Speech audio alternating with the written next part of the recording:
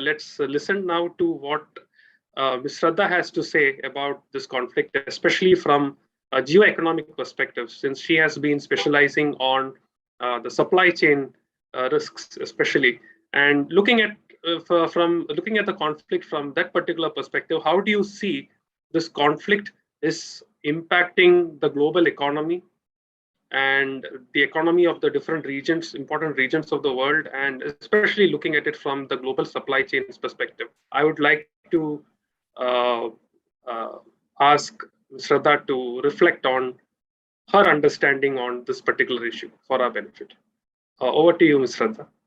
Thank you, Dr. Anand. I'm in such esteemed company, Ambassador. I mean, with your background and experience, I don't know what I'll be able to add to what you've already said, but it's quite a privilege. And so nice to see a specialized course in geopolitics. When I was studying, I had to figure out how to sort of appease my interest in the area on my own. I'm not going to tell you how old I am, but just this will be. So, I sort of reflected on the topic. It's a very interesting topic, and I've tried to frame some points. The problem with the world today is not only perceptions are being contested, but even facts are being contested, right? So I stay in Dubai and I live in the Middle East, in the North Africa region, and I'm very closely connected to India. A lot of things that are emerging in the Western media, this area does not agree with. So, of course, there's a general agreement that what Russia did in Ukraine is absolutely breaking of the international order, but what led to it and what is coming out of it is something that I think it's sort of a West versus rest emerging in a lot of ways, which will fundamentally shape how the international order going forth will look like. So just my few submissions, I'll speak for about 10 to 12 minutes. I think people can have a lot of questions later, so I would like to address those. But what a year as geopolitical analysts we've had in 2022. Every risk assessment module that we've had, every scenario gaming, every contingency planning has been challenged, right? So the fragile peace that we used to take for granted has been sort of put aside by Russia's invasion of Ukraine. Along with COVID, it's revealed the fragility of the globalization. It's brought into question the vulnerability of supply chains, the Chinese growth model, and most importantly, the chinks in the unipolar world order. They've always been, for the last 10 years, we've been hearing that the US unipolar world has been challenged, but I think the Ukraine conflict brought that to the fore in a very dramatic way. Very quickly, the focus shifted from cooperation on COVID rejuvenation to conflict, to confrontation, and to weaponization. I'll quickly explain for the students' benefit what weaponization means. When you use a resource that you have control over to basically get your geopolitical aims. And oh my, last year, everything was weaponized, from energy to the international sort of financial system, to shipping, transport, ancillary services, energy price cap. There was nothing that in terms of the sanctions on Russia and then sort of related sanctions on China on export controls of technology, there was a lot of weaponization sort of that happened. There was massive disruptions of supplies of energy, of food, of commodities like fertilizers, and they just brought into fore how important traditional sort of security concepts are. It seemed like regionalism is being touted by what the global order is throwing, the challenges that the global order is throwing. And that's how 2022 emerged in one aspect.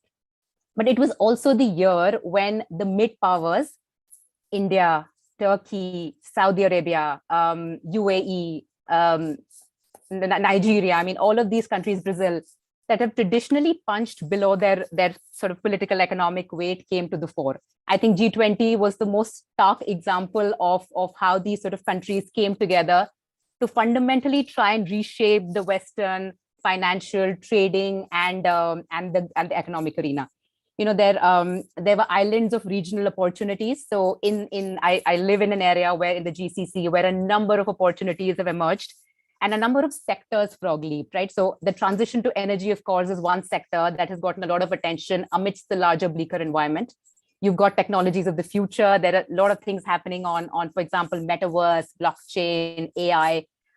You've got new sort of supply chains emerging where the I2U2, for example, which is India, Israel, UAE, and United States sort of coordinating on 6 core areas. So it's been a year where, yes, there have been superpower rivalries, protectionism, nationalization, weaponization, but it's also been an area where I think the global order itself is pushing people to form these regional alliances. So these trends were there pre the Ukraine conflict as well, but I think the Ukraine conflict just through stark limelight, it gave the mid powers a unity which they had not seen earlier. And it just created that West versus the rest. I think that's also a little overhyped, but that's the scenario that sort of came about in the way.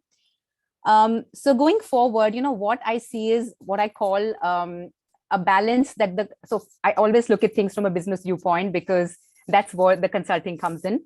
We're living in an era where we'll have to balance the superpower rivalries and its implications with the imperatives of globalization, right? So regional supply chains, for example, are a very important part of this globalized, the component fractured trade that we live in. So I call what we're living in at the moment a world between orders, right? So there is a unipolar world order, which is the United States, which is, I don't know whether really or in perception losing its power, but it's not given way to anything yet, right? So there is US and its allies on one side, there is China, Russia, and its opportunistic partners on the other side. And in the middle, there are a number of mid-powers that are forming alliances in very opportunistic ways to fulfill their ambitions, their economic aspirations, their regional aspirations, right? So, there's a difference between this kind of regionalism and the kind of regionalism we've seen since the end of the Second World War. The kind of regionalism that we saw in Asia, for example, the US provided the guarantee of the security architecture.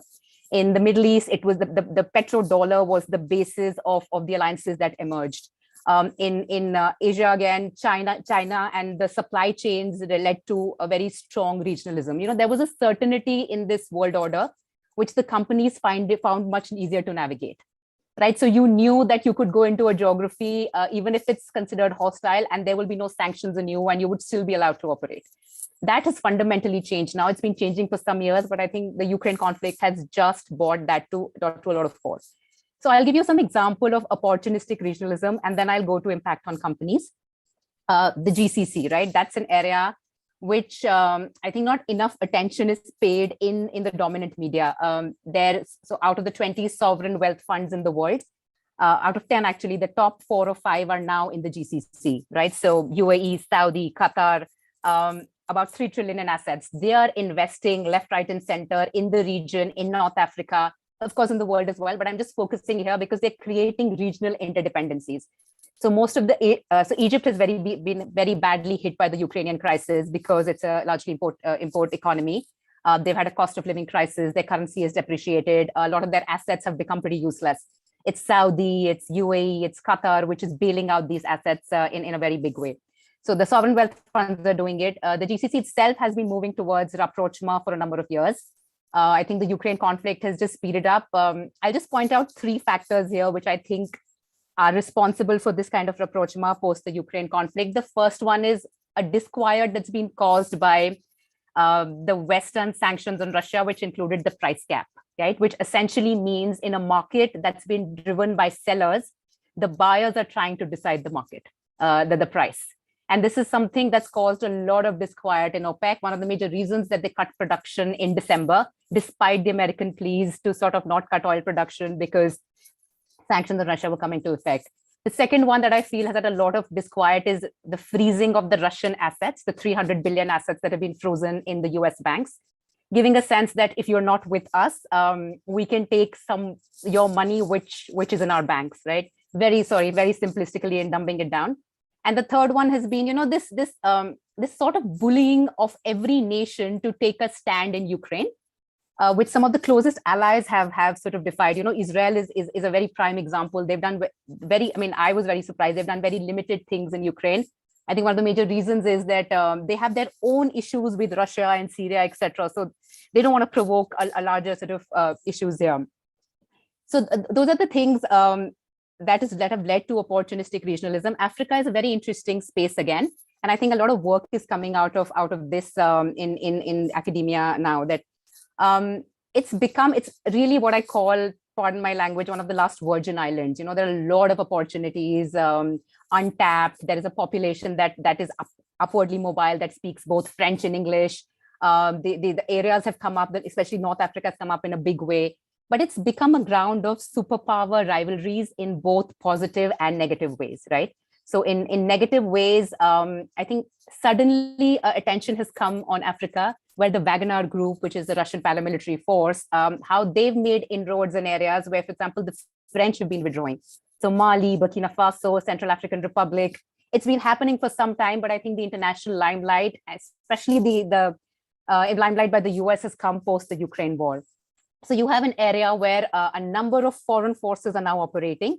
So you've got the Wagner Group, and Ghana, which borders Mali and Burkina Faso, has a US military base. It's the same with Nigeria, Somalia, Ethiopia. So in a way, it's increasing the risks of interstate conflict in Africa. But on the other hand, there is also an economic angle to it. The countries are now vying for investments in the African continent. China, of course, has a head start. The US, especially after Ukraine and seeing the Russian influence and Chinese influence in Africa, is now trying to sort of make up for years of neglect. France is already there. There's Belgium, but also the regional economies. There is a competition between Saudi, Turkey, and Egypt to sort of spread influence. So there's a term being used for Africa that the countries there are de-aligning, forming regional blocks and trying to play one superpower against another. So that's also been one of the impacts, a positive impact on regionalism of the Ukraine war. So these are two examples. I go to Asia because that's where I think the regionalism has been massively disrupted. When I advise companies, so we just very recently in Confluence Consultants did our annual horizon scanning for 2023. And the main trends for the trading and the financial system were that it's a world where companies have to balance between nationalization and weaponization and something called minilateralism. And this is most prevalent in Asia because for the longest time, there was an idiom, I don't know German, but so pardon if I pronounce this wrongly, it is called Wandel something, which means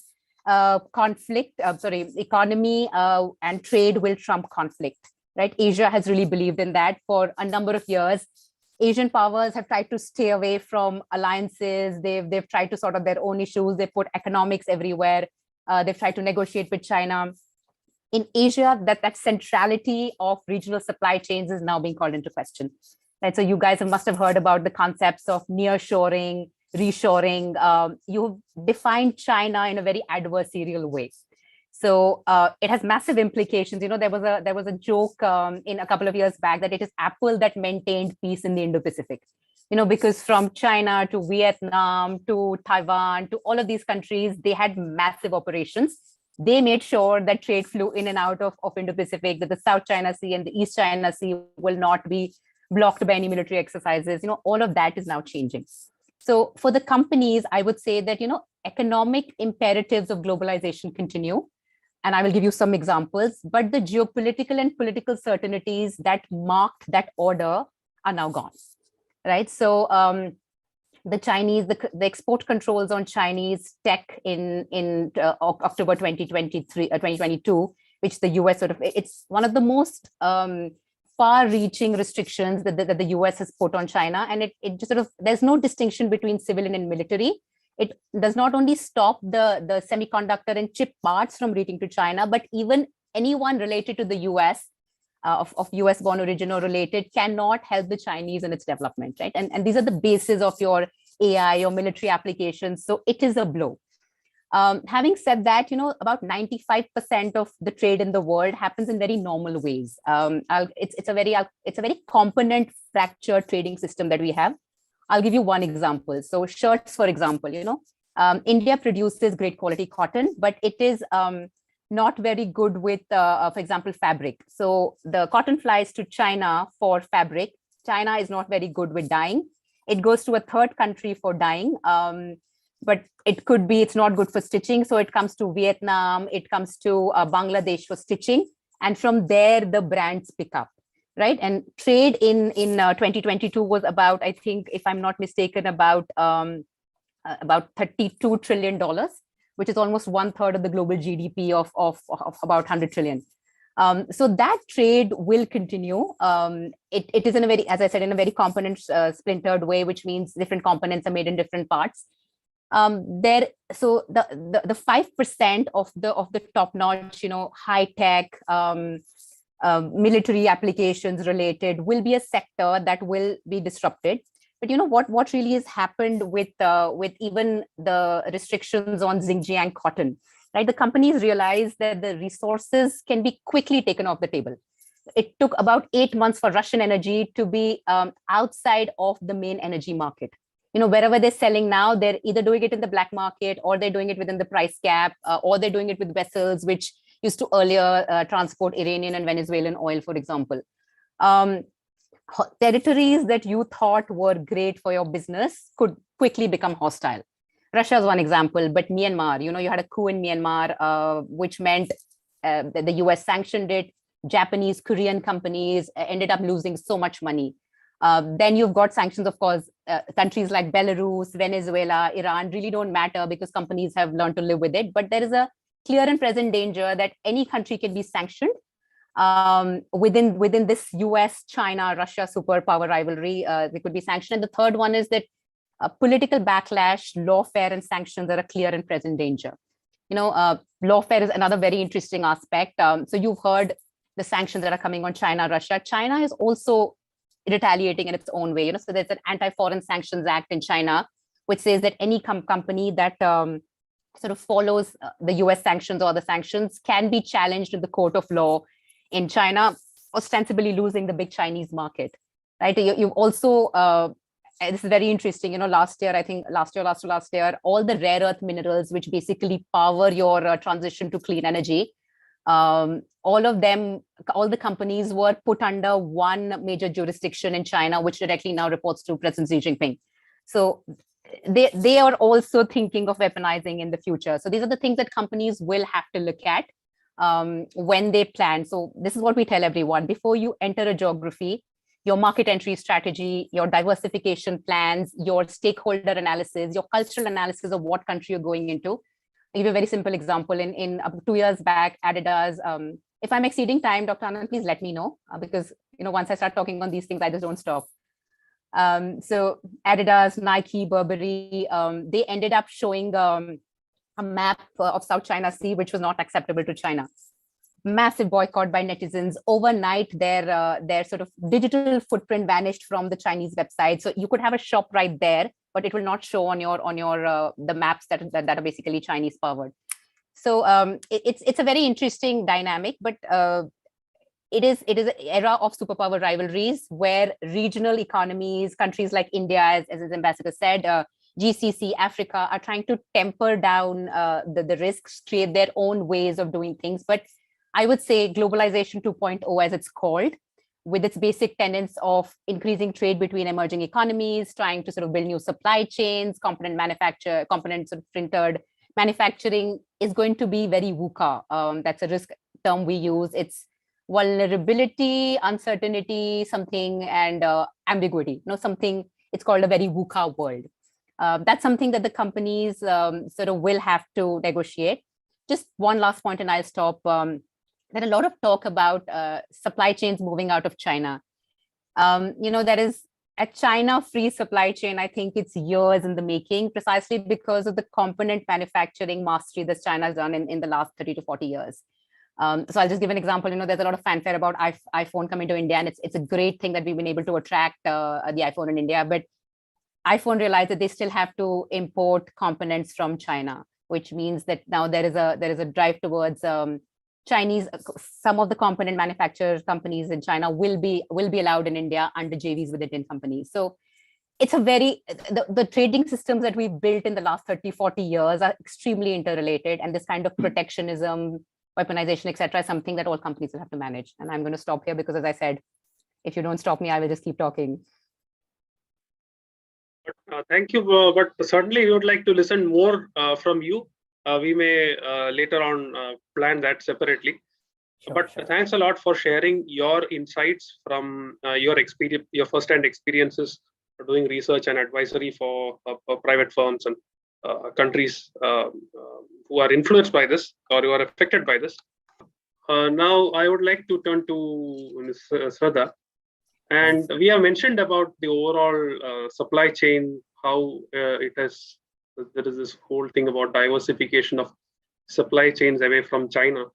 That brings me to this picture that, perhaps if you look 4 or 5 years back itself, I think that the world should have been preparing for this, because we had the trade war which was started, which kind of was hinting at the same thing, that you should diversify your supply chains, and this is not just from China, for any country who's over dependent on any other country for that matter. Yeah. And then we had COVID also, which also I think strengthened the need for countries to not just put all their eggs in one basket. So what is your view here? Have you observed that whether the companies, for instance, how prepared they were when this conflict erupted, that they should think about diversification of their supply lines, how prepared they were for doing all this, because the signs were already there in the past few years that the overall trend is changing. Yeah, that's actually a very interesting question, and I think something that we all grapple with, because data from China is very hard to sort of come by. But when we talk to executives in the last 4 or 5 years, everybody says that yes, we need to diversify out of China. I think 2/3 executives would say that. There have been attempts, very public attempts, and iPhone is an example, Samsung is an example. But I think not just the companies. I don't think even the governments were ready for sort of this kind of event, which would put the adversarial relations in such stark limelight. Europe still, for example, after the Russian conflict happened a couple of months back, Chancellor Olaf Scholz was in China. A clear testament that Europe cannot take the sort of Russia and China together. It should have happened. So there was the China +1 strategy, which I think a number of companies are thinking about. So they're building something in Vietnam, something in Taiwan, something in Bangladesh. But you have to realize, what China built in 30 years, a single country, a single market, the cost of capital, the labor, the kind of government control, which made things easier. It's not easy to replicate. iPhone, for example, gave almost 30 years sort of in innovation with China to be able to get them where they are. So I think India comes the closest to the kind of things that China can offer. But it's the way the world is moving, none of us will probably have time before some sort of major events start happening between the two superpowers. It takes a lot of time to diversify supply chains, the kind of things we've built. So that talks about going to Mexico. Yes, some part of automobile can, of course, go to Mexico. That talks about going to Poland. That talks things of doing things in Japan. But last 30 years, we've built a very specialized, as I keep saying, component fractured trading system. Semiconductors, for example, you've put restrictions on China, but the key part is that China is the major manufacturer of consumer electronics, which means semiconductors and chips, about 30-40% are used in China, which essentially means that all your products are going to get more expensive. You're in an inflationary mode. There is cost of living crisis in so many countries. Countries will have to balance economics and politics, I think. I would also like to know from you another thing which you mentioned, which was about the energy transition. And we all know that, again, energy transition is something which initially was kind of spurred by this whole climate change related concerns, and this whole quest for renewable energy. And this has been the trend for a long period of time until quite recently, when this whole crisis erupted. We saw countries dropping the big picture and going after their immediate requirements, for which they started again depending on hydrocarbons, especially in Europe for that matter. So how do you evaluate the impact of this particular crisis on the overall energy transition trend? So very interestingly, and this is my favorite, I think the horizon scanning we did in an article that I wrote in 2021, I called 2023 the revenge of the fossil fuels. And it's not just Russia, Ukraine. We've been seeing trends of this in the last couple of years. So in 2021, there was a hydropower failure in China because of massive droughts, right? So 9 provinces in China had to ration electricity. These are all industrial powerhouses. At that time, President Xi Jinping very visibly relaxed his coal usage restrictions that have been put in place. It's the same case with all of the other Asian powerhouses. When the COVID demand rebounded, Japan, South Korea, India, etc., they all stepped up their sort of coal usage. And also, I think, and I would say with many caveats that the sort of energy transition has been devoid of any geopolitical assessments. Right. So while American and European companies now control only about 15% of oil and gas market, all the state-owned enterprises in countries which are not necessarily democracies end up controlling about 40 to 60% of the oil and gas market. The sort of this leverage in a geopolitical troublemaker that Russia has been pretty evident, right? So the energy transition is obviously a writing on the wall. You cannot do away with it. It's something that the climate change requires, but the transition is going to be fraught with politics. So at least in 2023, I think we're going to see a massive scramble for hydrocarbons, for the dirty fossil fuels, as they call it. What also sanctions on Russia have done is they've fractured the certainty of the hydrocarbon market, right? So now, for example, oil, you have three prices. You have the price that's Russia selling at, you have the price that's determined by the price cap of the West, and then there is a shadow price. Right. Along with that, there is every country that's scrambling for oil. They're outbidding countries like Pakistan, smaller African countries, increasing their import bills. So it's going to be a very fractured market. The move towards transition to energy is obviously a silver lining, but I think Ambassador Patrick would agree there is a sort of France versus Germany on nuclear in green taxonomy. That's sort of one aspect of politics, but also China has made itself very central to any transition to energy, right? So not only do they about 70% of the solar panels, wind turbines, but now increasingly hydrogen electrolyzers are also being made in China. They've not done anything about it, but rare earth minerals, for example, 80% processing happens in China. How will you sort of navigate all of that? And, building nuclear plants, for example, Britain is trying to build a nuclear plant at Hinchley. When you have that cost of living crisis and that high inflation and sort of demands from the public, how will you build those nuclear plants? It's a very expensive proposition. So, I think the transition will happen, but it's going to be very uneven. It's going to be fraught with the back and forth, and the economics of the world will have to balance that. Next, a question from Janardhan, who's also from our MA program, second year. The question is to Ms. Shraddha. Can you please explain more about how West Asian countries strengthen their regional aspirations at the outset of this conflict? And to that, I will just add one thing which I was also wondering about is perhaps how the GCC is navigating this conflict. Are they located in a sweet spot here? Yes, I think so. I think if there's any region that has gained like sort of a lot from the conflict, that is the GCC.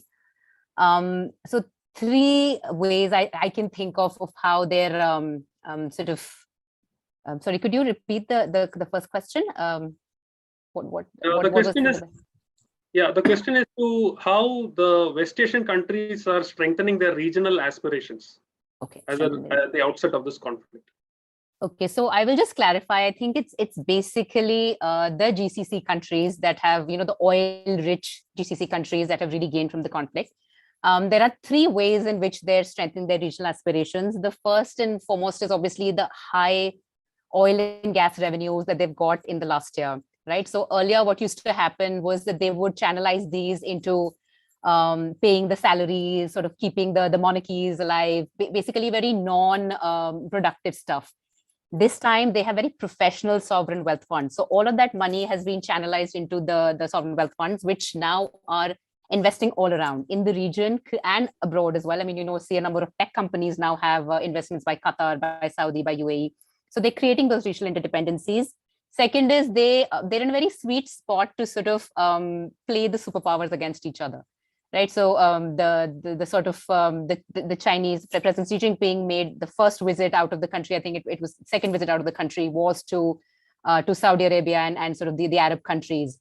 I don't think the dollar dominance is going anywhere. I don't think petro yuan is a near thing, but the countries will keep using that narrative to demand concessions from both sides, right? So that is another way. And then the third one essentially is, we're living in we're in much better straits now. Nobody's talking of a hard recession anymore, but it is uneven economic conditions. You're seeing inflation, you're seeing Fed rate hikes, you're seeing cost of living crisis. Not a lot of venture capitalist funds or sort of American funds, etc., have the money to invest. Most of the money in the world right now, like in 2008 financial crisis, is coming from the Gulf monarchies, right? So that is another way they're leveraging on their regional and global aspirations. So it's not going to last very long. We are seeing oil prices are already falling. There are a lot of changes that are happening in the world, but this last 2 years, they have really leveraged on these conditions. And I think that was the question, right?